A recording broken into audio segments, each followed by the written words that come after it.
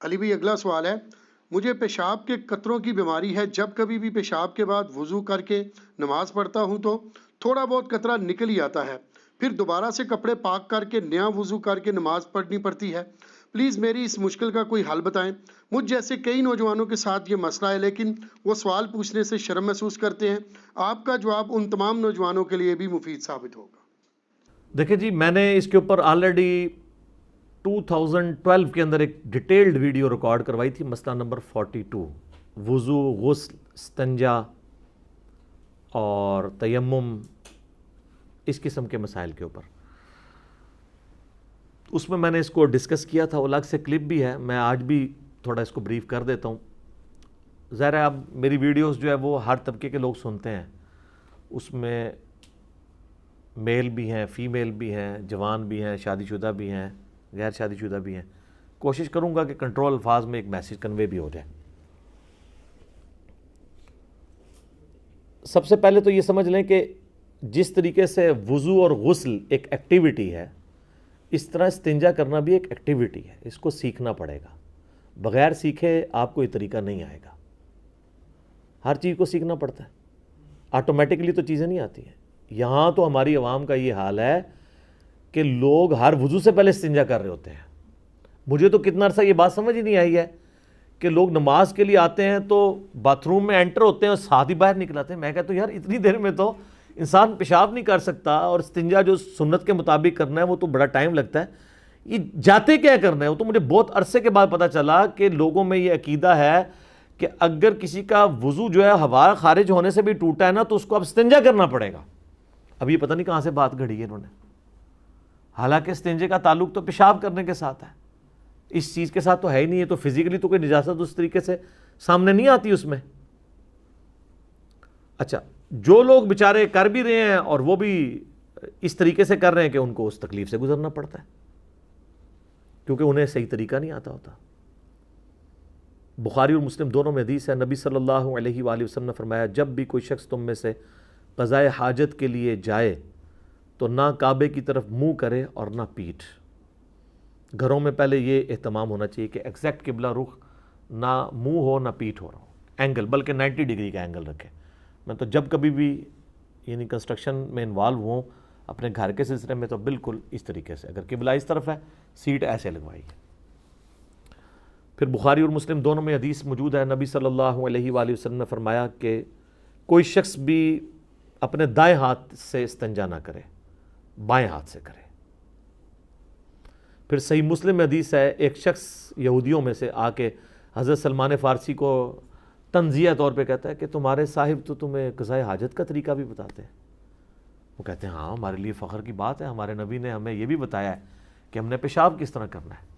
پھر انہوں نے کہا سنو، ان گل کی تھی تو سن کے جا، نبی علیہ السلام نے ہمیں دائیں ہاتھ سے استنجا کرنے سے منع فرمایا ہے، نبی علیہ السلام نے ہمیں حکم دیا کہ ہم اپنے بائیں ہاتھ سے استنجا کریں۔ ظاہر ہے یہ اسی کے لیے جس کا بایاں ہاتھ کام کرتا ہے اس کے لیے، اگر کوئی بیچارہ کوئی شرعی عذر ہے وہ ایک الگ چیز ہے۔ اور نبی صلی اللہ علیہ وآلہ وسلم نے ہمیں قبلہ رخ بیٹھنے سے منع فرمایا ہے، اور نبی صلی اللہ علیہ وآلہ وسلم نے ہمیں 3 سے کم ڈھیلوں سے استنجا کرنے سے منع کیا ہے۔ ظاہر ہے جب بڑا پیشاب کریں گے تو کم از کم 3 ڈھیلے استعمال کرنے ہیں، بلکہ بخاری و مسلم میں ایک حدیث ہے کہ 3 سے زیادہ بھی کرنا ہے تو طاق کرو، 5 یا 7، یعنی یہ افضل ہے، لیکن 3 سے کم نہیں۔ پھر حضرت سلمان فارسی کے الفاظ ہیں مسلم شریف کی اس حدیث میں کہ نبی علیہ السلام نے ہمیں ہڈی اور گوبر سے استنجا کرنے سے منع فرمایا، کیونکہ وہ ترمذی، ابو داؤد، ابن ماجہ میں آتا ہے نا کہ جنہوں نے آ کے ریکویسٹ کی تھی کہ اللہ نے ہماری غذا اس کے اندر رکھی ہے تو آپ اپنی امت کو منع کر دیں کہ ہمیں یہ اس سے استنجا نہ کریں۔ یہ کئی لوگوں کو آپ دیکھتے ہیں نا ایسی جگہوں پہ پیشاب کرنے سے کچھ جنات وغیرہ کا آسیب کا بھی اثر ہو جاتا ہے، اس کی وجوہات بھی یہی ہوتی ہیں۔ ایسی جگہوں پہ نہیں کرنا چاہیے، بلکہ دعا پڑھ لینی چاہیے اگر آپ کسی آکورڈ جگہ پہ جا رہے ہیں۔ ویسے تو ہر جگہ بھی جاتے وقت بخاری مسلم دونوں میں نبی علیہ السلام نے دعا تعلیم کی ہے، اللہم انی اعوذ بک من الخبث والخبائث، اے اللہ میں تیری پناہ میں آتا ہوں شریر جنوں اور جنیوں کے اگینسٹ۔ یہ دعا ہے بیت الخلاء میں جاتے وقت۔ اور ابو داؤد میں آتا ہے کہ باہر نکلتے وقت آپ نے پڑھنا ہے غفرانک، اے اللہ میں تیری مغفرت کا طلبگار ہوں. اس میں سر قیامت مضمر ہے. پیشاب کے آتے وقت جو تکلیف ہوتی ہے، اگر یہ پیشاب باہر نہ نکلے تو آپ کو پتہ ہے کس طرح ڈائلیسس کروانے پڑتے ہیں. تو کسی شخص کا پیشاب عزت کے ساتھ نکل جائے اور وہ تکلیف سے آزادی حاصل کر لے تو باہر نکل کے اسے یہی کہنا چاہیے اے اللہ میں تجھ سے مغفرت کا طلبگار ہوں. یعنی جس طرح مجھے اس چھوٹے سے عذاب سے جان میری چھڑائی ہے نا، آخرت کے عذاب سے بھی بچا لے. بیچ میں تھیم یہ ہے. ایک اور دعا بھی آئی ہے ابو داؤد کے اندر، لیکن وہ روایت کمزور ہے. اللہم اذھب عنی، وہ والی دعا جو ہے وہ کمزور ہے. یہ مضبوط ہے غفرانک، لفظ ہے غفرانک کا، لیکن لفظ آپ اس کو وقف کریں گے غفرانک، کاف کش والا ہے جو باریک پڑھا جاتا ہے. تو یہ آپ نے باہر نکلتے وقت دعا کرنی ہے. ڈھیلے آپ نے 3 یا 3 سے زیادہ، یہ اس صورت میں جب آپ مٹی کے ساتھ کر رہے ہیں. ویسے افضل استنجا یہی ہے کہ آپ پانی سے کریں، مٹی کے بعد پانی سے بھی دھوئیں. نبی علیہ السلام نے اس چیز کو پسند فرمایا. لیکن ظاہر ہے جہاں پہ پانی تردد تھا وہاں پہ تو مٹی نعمت تھی نا، اور مٹی تو سورۃ المائدہ میں، سورہ نساء میں اللہ تعالیٰ نے خود طہارت کا ذریعہ اسے بنا دیا. اچھا مٹی سے جب آپ استنجا کر لیں گے تو اسے پانی سے دھونے کی ضرورت نہیں رہے گی، مٹی خود پاک کرنے والی چیز ہے. لیکن مٹی والا قیاس آپ ٹیشو پیپر پہ تو اس درجے میں نہیں کر سکتے، کیونکہ ٹیشو پیپر پاک کرنے والی چیز نہیں ہے. اگرچہ ضرور ہے کہ یہ اتنے حصے سے وہ ریموو کر دے گی. اس کا ایک اور آپٹیمل سلوشن میں آپ کو بتا دیتا ہوں جو باہر کے ملکوں میں لوگ کر لیتے ہیں، جو سمجھدار لوگ ہیں. وہاں پہ تو آپ کو اندر نہ لوٹا نہ پانی، تو لوگ پتہ کیا کرتے ہیں، لوگ 8-10 ٹیشو پیپر جو ہے نا گیلے کر کے وہ اندر لے جاتے ہیں، وہ پانی چوس لیتے ہیں. 8-10 کیا 3-4 بھی بہت ہیں صفائی کرنے کے لیے. پہلے خشک ٹیشو پیپر جو اندر ہے اس سے صفائی کی، اس کے بعد گیلا ایک ٹیشو پیپر استعمال کیا، پھر دوسرا کیا، پھر تیسرا کیا، بالکل صفائی ہوگی. یہ میں آپ کو ایک نسخہ بتا رہا ہوں. ایئرپورٹس کے اوپر بھی جہاں پہ ٹوائلٹس کے اندر پانی موجود نہیں ہوتا، یہ میں 2004 کے اندر چائنا گیا ایک آفیشیل کام کے سلسلے میں، تو وہاں پہ ہمیں یہی پرابلم تھی. تو ہم نے پھر خیر چونکہ وہاں پہ کئی دفعہ ہمارے سینئرز بھی جا چکے تھے تو ہمیں پتہ تھا. ہم تو ٹوائلٹ میں جب جاتے تھے تو وہ جو پینے والی پانی کی بوتل ہے نا، تو وہ ایک بار آپ نے لے لی منرل واٹر کی، اس کے بعد آپ کے پاس تو باہر سے بھر کے اندر لے جاتے تھے. لیکن بعض اوقات تو یہ بھی نہیں ہوتا نا، اب ایئرپورٹ پہ کیٹاسٹرافک کنڈیشن، آپ کا بوتل بھی نہیں ہے، پھر کیا کریں گے؟ تو ٹیشو پیپر تھوک کے حساب سے لگے ہوتے ہیں ٹوائلٹ کے اندر، باہر بھی ہوتے ہیں پوچھنے کے لیے.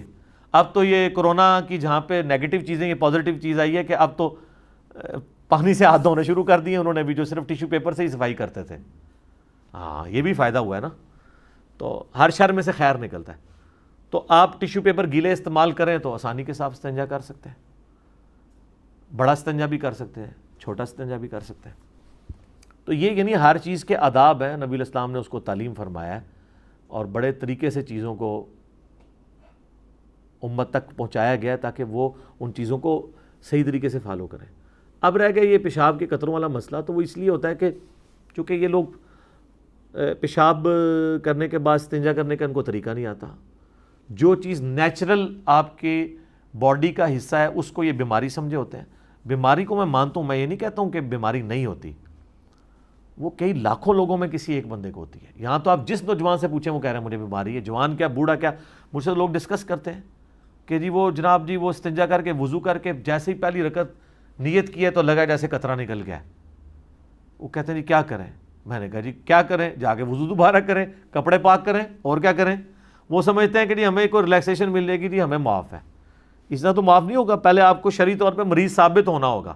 اس کے ثابت ہونے کے لیے یہ ہوگا کہ اسی سے اگر آپ یہ کاؤنٹر کوشچن کر لیں، یہ جس طرح کورونا کا چیک کرتے ہیں نا وہ، کہ خشک کھانسی تو نہیں آ رہی، سانس تو نہیں رک رہا، آپ کو بیماری قطروں کی ٹیسٹ بتا دیں، ان سے پوچھیں یہ قطرے آپ کو اس وقت آتے ہیں جب آپ نے پیشاب نہ کیا ہوا ہو. یعنی ایک بندہ صبح اٹھا ہے اس کو قطرے آنے شروع ہو جائیں، وہ کہے گا نہیں جب پیشاب کر کے فارغ ہو تو پھر قطرے آتے ہیں، تو اٹ مینس کہ آپ کو استنجے کا طریقہ نہیں آتا. ورنہ اگر یہ قطروں کی بیماری ہو نا، جن لوگوں کو استغفر اللہ یہ ہوتی ہے، ان کا مثانہ کمزور ہوتا ہے، وہ عام حالت میں بھی ان کے قطرے نکلتے رہتے ہیں، وہ لاکھوں میں کوئی ایک ہوتا ہے. ان کو آپ پوچھیں تو یہ آپ کو کہیں گے 1-2 بار قطرہ آتا ہے پھر سکون ہو جاتا ہے. سکون اس لیے ہوتا ہے کہ وہ نیچرل آنا ہوتا ہے، وہ آپ کو نکالنا ہوگا. اس کو میں نے ایک مثال سے سمجھایا سائنٹیفکلی، آپ اگر اس کو سمجھ لیں، آپ کسی نل کے ساتھ کوئی ایک ربڑ کا لمبا پائپ جوڑ دیں، پیچھے سے نل کھول دیں، اس پائپ میں سے پانی نکلے گا، تھوڑی دیر بعد آپ نل کو بند کر دیں، تھوڑی دیر تو پانی نکلے گا، پھر پانی رک جائے گا کیونکہ پیچھے سے نل بند ہو گیا۔ لیکن وہ جو ربڑ کا پائپ ہے، اس کی جو اندر والی دیوار ہے، ان دیواروں کے ساتھ جو پانی چپکا ہوا ہے وہ تو نہیں نکلا۔ اس کا ثبوت یہ، وہ جیسے ہی آپ یوں اس کو اٹھائیں گے پائپ کو، پھر آپ دیکھیں کتنا پانی اس میں سے نکل آئے گا۔ وہ پانی کہاں سے آیا ہے؟ وہ ٹوٹی میں سے تو نہیں آیا، وہ اس کی دیواروں کے ساتھ تھا۔ اس طریقے سے پیشاب کی بھی ایک نالی ہے۔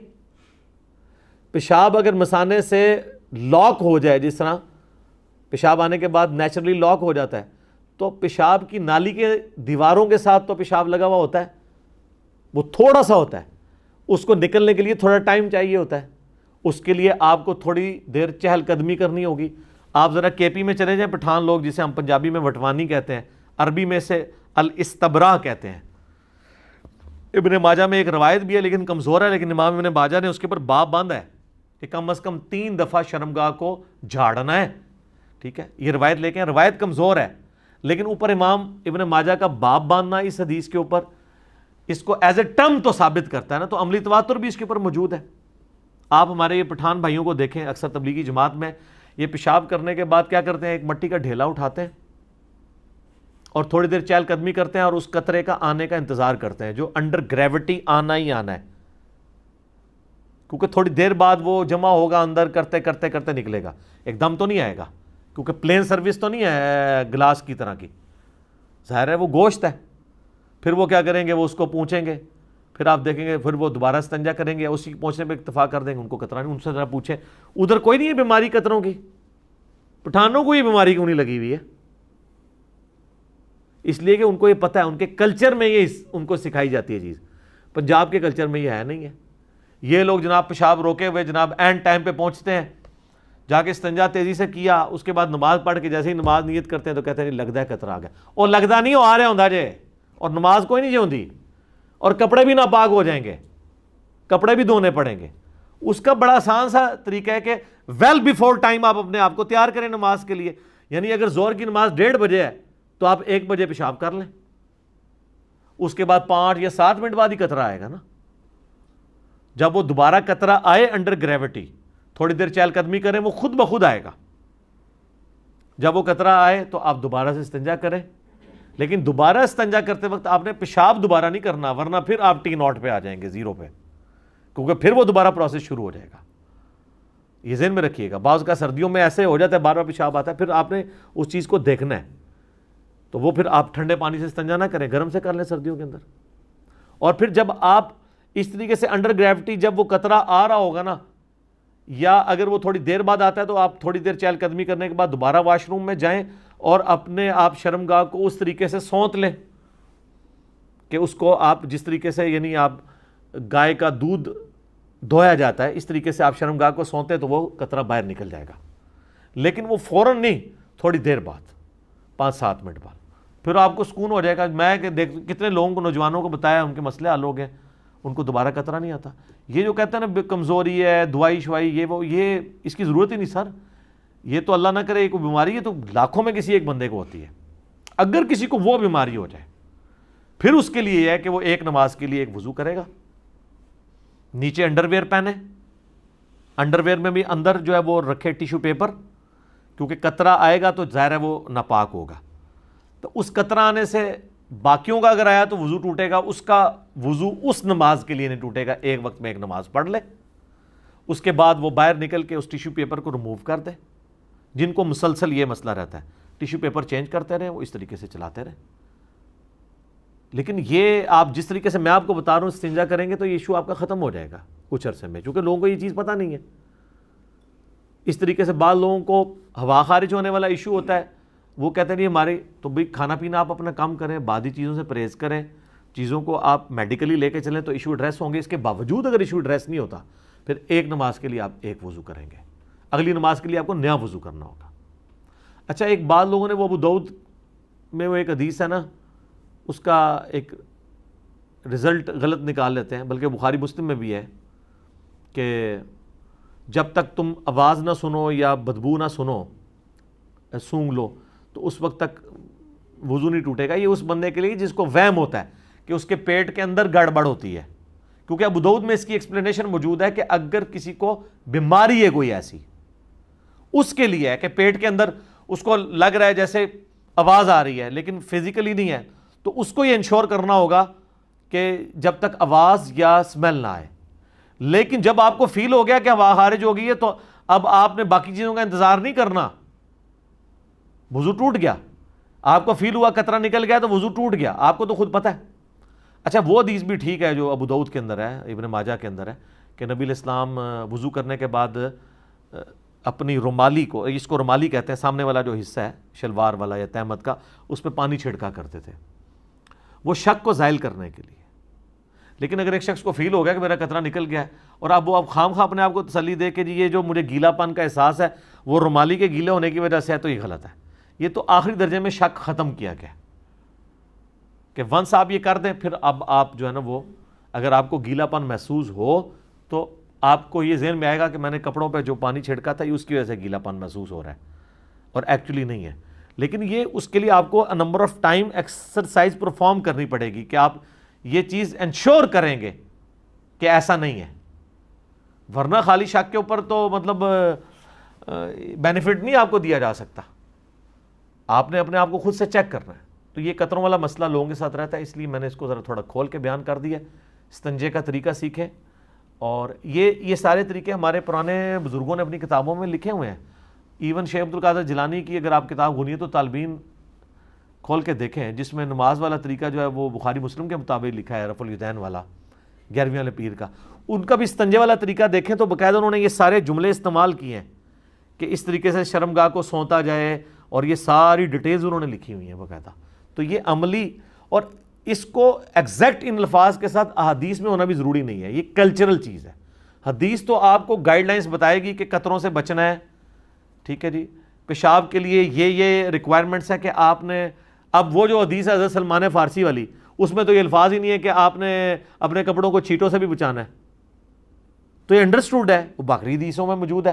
بخاری مسلم میں حدیث ہے نا کہ نبی علیہ السلام گزر رہے تھے، آپ فرمائیں 2 قبر والوں کو عذاب ہو رہا ہے، ایک جو ہے وہ پیشاب کے چھینٹوں سے نہیں بچتا تھا اور دوسرا چگلی کھایا کرتا تھا، پھر آپ نے ایک ٹہنی توڑ کے اس کے 2 حصے کر کے اس میں ڈال دیے، فرمایا کہ میں اللہ سے امید کرتا ہوں جب تک یہ ہری رہیں گی ان کے عذاب میں تخفیف ہوگی، نبی علیہ السلام کے مبارک ہاتھوں کی برکت سے۔ تو وہ پیشاب کے چھینٹوں سے بھی بچنا ہے آپ نے، اور اصل مقصد پیشاب کے چھینٹوں سے بچنا ہے۔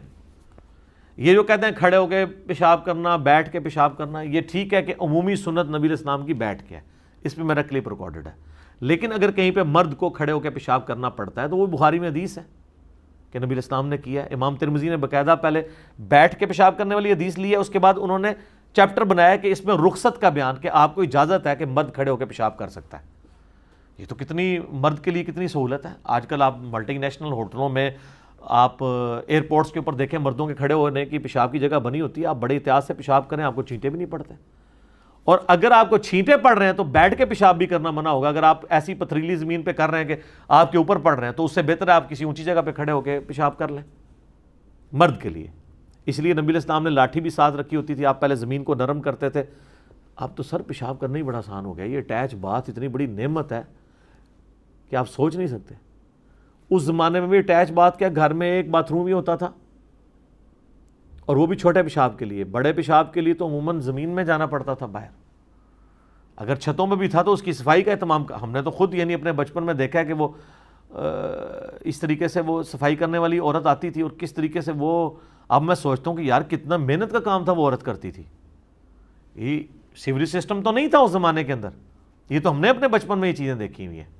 گاؤں ایریا میں تو ابھی بھی آپ چلے جائیں، وہاں پہ خطرہ بھی، اب رات کے وقت اگر آپ کو باہر جانا پڑ جائے تو یہ بھی خطرہ ہوگا کوئی بچھو نہ لڑ جائے، کوئی سانپ نہ کاٹ جائے، کتنے ایشوز ہیں وہاں پہ۔ یقین کریں پیشاب کرنا بھی ایک ایکٹیویٹی ہوتا ہے۔ یہاں پہ ایک بات یاد رکھیے گا، صحیح مسلم میں حدیث ہے کہ جب 2 خبیث چیزیں آئی ہوئی ہوں نا تو نماز قبول نہیں ہوتی، ایک پیشاب اور ایک پخانہ، گندگی والی چیز ہے نا۔ پیشاب اور پخانے کو آپ روک کے نماز نہیں پڑھ سکتے، لیکن اس صورت میں جب اس کی شدت زیادہ ہو کہ نماز میں آپ کا دھیان لگا رہے اس کی طرف، تھوڑا بہت کسی کو پیشاب آیا ہے جس کو وہ روکنے میں اس کو کوئی تردد نہیں, کوئی تکلیف نہیں, کوئی توجہ نہیں بٹے گی, الٹا وہ یہ سوچ رہا ہے کہ اگر میں نے پیشاب کیا تو میں تو اب نماز پھر پونے گھنٹے بعد ہی پڑھوں گا, پھر مجھے قطرہ آئے گا, میں کیا کروں, یہ ایسے شخص کو اگر وقتی طور پہ ہلکا سا پیشاب روکے وہ نماز پڑھ لے گا, اس کی نماز درست ہے. لیکن شدت کے ساتھ آیا ہے تو پھر نہیں. وہ تو مسلم شریف میں حدیث ہے, عبداللہ بن عمر کے سامنے کھانا لا کے رکھا گیا, اقامت شروع, انہوں نے کہا نماز تو میں نہیں, بعد میں پڑھوں گا, پہلے کھانا کھاؤں گا. نبی اسلام نے ہمیں حکم دیا ہے کہ جب کھانا سامنے آ جائے تو پہلے کھانا کھانا ہے, نماز بعد میں پڑھنی. لیکن یہ بھی یاد رکھیں کہ یہ نہ ہو کہ آپ کا کھانا ہمیشہ اذانوں کے وقت ہی آ رہا ہو. دیکھیں نا, باقی کاموں کو بھی تو ہم نے مینیج کیا ہوتا ہے. مثلا میں نے اپنے کاموں کو میں نے اس اعتبار سے کیا کہ بھی میں نے مغرب سے پہلے کھانا کھانا ہے یا مغرب کے بعد کھانا ہے. یہ نہیں ہے کہ عشاء کی اذانیں شروع ہو رہی ہیں وہاں سے کھانا آ جائے, اور یہ بھی نہیں ہے کہ میں اگر تھوڑی دیر لیٹ بھی کر دوں گا تو مر جاؤں گا, یہ بھی نہیں. پرانے زمانے کے لوگوں پہ آپ نے قیاس نہیں کرنا. اگر عبداللہ بن عمر یہ بات کر رہے ہیں نا تو سر وہ بیچاروں نے صبح کے وقت کی روٹی کھائی ہوتی تھی, پورے دن کی مزدوری ہوتی تھی, ان کی تو حالت ہی کوئی نہیں ہوتی تھی. وہ کھانا کھائے بغیر تو ان کا پورا نماز میں بھی دھیان کھانے کی طرف رہے اگر وہ کھانا نہ کھائیں, اور کھانا بھی پھر تھوڑا سا کھانا ہوتا تھا انہوں نے. ان کے لیے واقعی ایشو ہے. جو پورا دن ہی چرتے رہتے ہیں ان کے لیے یہ مسئلے نہیں ہیں. وہ نماز سے پہلے بھی کھا رہے ہوتے ہیں, نماز کے بعد بھی کھا رہے ہوتے ہیں, سونے سے پہلے بھی کھاتے کھاتے سوتے ہیں, اور سو کے اٹھ کے بھی کھانا شروع کر دیتے ہیں. ادھر زیادہ تر لوگ یہی کر رہے ہیں نا, کھانے کے معاملے میں کوئی احتیاط نہیں ہے. ہاں آپ تھوڑا تھوڑا کھاتے رہیں, بے شک زیادہ دفعہ کھائیں ٹھیک ہے, اوور ایٹنگ نہیں کرنی چاہیے. اور یہ جو لوگ بڑا لوگوں کو شوق ہوتا ہے وہ جناب صبح اٹھ کے نا ناشتہ کرنے سے پہلے برش کر رہے ہوتے ہیں. کوئی فائدہ نہیں اس برش کرنے کا. جو کام آپ کے ساتھ کھانے نے ڈالنا تھا آپ کے دانتوں کے ساتھ وہ ڈال لیا. رات کو سونے سے پہلے برش کرنا ہے آپ نے, تاکہ ذرات دانتوں میں نہ رہیں, رات کو ان کو کام کرنے کا موقع نہ ملے کہ وہ کیڑا لگائیں. صبح ناشتہ کرنے سے پہلے تو جسٹ کلی کر لیں, کافی ہے, ہاتھ دھو لیں, اور ناشتہ کرنے کے بعد برش کریں, تاکہ دوپہر کے کھانے تک جو 8-10 یا 5-6 گھنٹے ہیں, تو 8-10 تو میرے جیسے لوگوں کے لیے جنہوں نے شام کو کھانا ہے, لیکن جنہوں نے دوپہر کو بھی کھانا ہے ان کے لیے 5-6 گھنٹے ہیں. ان 5-6 گھنٹوں میں دانتوں کو کیڑا لگنے کا موقع نہ اس کھانے کو ملے. تو کھانا کھانے کے بعد دانت دھونے چاہیے, تب فائدہ مند ہے. پہلے آپ دھوئیں گے اور بعد میں وہ لگا رہے تو کوئی فائدہ ہے؟ ہاں, جس نے وہ پہلے بھی نہیں دھوئے ہوئے بعد میں بھی نہیں دھوئے ہوئے تو پھر تو ظاہر ہے ایک دفعہ دھو لے بہتر ہے, لیکن کھانا کھانے کے بعد دھونے چاہیے. تو یہ کئی ساری چیزیں تھیں, میں نے ساتھ ساتھ بیان کر دی. امید ہے کہ یہ ہماری جب ویڈیو اپلوڈ ہوگی تو کئی نوجوانوں کا یہ مسئلہ حل ہوگا جو بیچارے اس طرح کے وہم میں پڑے رہتے ہیں.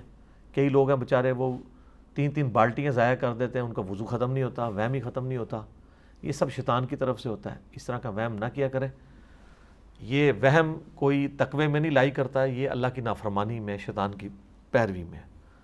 اور اس کو آپ اگنور کریں. ایک دفعہ آپ کسی عالم دین کو اپنا وضو فزیکلی دکھا لیں, جس کو خود بھی وضو کا طریقہ آتا ہو, اور آپ اس کے سامنے بالکل نارمل وضو کریں جس طرح کیا جاتا ہے, اور وہ آپ کو کہتا ہے آپ کا وضو ٹھیک ہے, تو اب بعد میں شیطان کے ہتھے نہ چڑھیں. کچھ عرصہ آپ اس کو اگنور کریں گے, خود بخود وسوسے آنا بند ہو جائیں گے. کئی لوگ ہیں وہ نماز شروع کرتے ہیں, پہلی تکبیر ہی 10 دفعہ کہتے ہیں اللہ اکبر, پھر وہ نماز توڑ دیتے ہیں, پھر دوبارہ نیت کرتے ہیں. ٹھیک ہے, اسی وہم میں پڑے رہتے ہیں. وہ کہتے ہیں پہلی تکبیر تو فرض ہے. پوری مسجد ان کی تکبیر سن رہی ہوتی ہے, ان کے کانوں میں آواز نہیں جا رہی ہوتی. وہ کہتے ہیں پہلی تکبیر کانوں کو سنانا ضروری ہے. وہ ہی نہیں سن رہے ہوتے, باقی سارے سن رہے ہوتے ہیں. میں نے خود یعنی اپنے ساتھ یونیورسٹی میں ایسے اسٹوڈنٹس دیکھے ہیں. تو اس طرح کا وہم نہیں کرنا چاہیے. شیطان بعض اوقات نیکی کی آڑ میں آپ کو دین سے متنفر کروانے کے لیے اس طرح کی حرکتیں کروا دیتا ہے. اس طریقے سے بعض لوگ پاکی پلیدی کا دھیان کرنے کے چکر میں اتنا پانی ضائع کر دیتے ہیں, اور پھر جناب وہ 10 دفعہ کلمہ پڑھ کے نا وہ ہاتھ دھو رہے ہوتے ہیں. کلمہ پڑھنے سے نہیں ہاتھ پاک ہونے ہیں, کلمہ تو دل کو پاک کرنے کے لیے پڑھا جاتا ہے, ایک روحانی مسئلہ ہے. ہاتھ پاک ہونے ہیں پانی کے ساتھ. ٹھیک ہے, چاہے آپ کلمہ پڑھیں یا نہ پڑھیں, اس کے ساتھ تو اس کا کوئی تعلق ہی نہیں ہے. کپڑے بھی دھوتے ہیں تو وہ کتنی دفعہ اس کے اوپر کلمہ پڑھتے ہیں, اور پھر وہ پتہ نہیں کیا کچھ, کئی عورتیں ہیں جو وہم کا شکار ہوتی ہیں, اس طریقے سے پانی ضائع کرتی رہتی ہیں. تو یہ ساری چیزوں کو پیرلل میں دیکھ کے چلنا چاہیے, فضول خرچی نہیں کرنی چاہیے. بقیہ کے سوالات انشاءاللہ پھر اگلی دفعہ ہم ڈسکس کریں گے. جی بتائیں. جو واش روم میں جن کو قطرے آتے ہیں نا, یہ اصل میں نا جلدی بہت کرتے ہیں. جی جلدی کرتے ہیں جی, وہی تو میں نے بتایا نا, جلدی والا کام ہی نہیں ہے. میں نے یہی تو بتایا کہ جی آپ نے آدھا گھنٹہ پہلے کم از کم تیاری شروع کرنی ہے, پھر آپ اپنے آپ کو تیار کر پائیں گے. تو جلدی کریں گے تو پھر یہی کچھ ہوگا. جلدی اسی لیے کر رہے ہوتے ہیں کہ اینڈ ٹائم پہ وہ جا رہے ہوتے ہیں. ٹھیک ہو گیا جی. اللہ تعالیٰ سے دعا ہے جو حق بات میں نے کہی اللہ تعالیٰ ہمارے دلوں میں راسخ فرمائے. اگر جذبات میں میرے منہ سے غلط بات نکل گئی تو اللہ تعالیٰ ہمارے دلوں سے معاف کر دے, ہمیں معاف بھی کر دے, ہمیں کتاب و سنت کی تعلیمات پر عمل کر کے دوسرے بھائیوں تک پہنچانے کی توفیق عطا فرمائے. سبحانک اللہم و بحمدک اشہد ان لا الہ الا انت استغفرک و اتوب الیک وما علینا الا البلاغ المبین. جزاکم اللہ خیرا.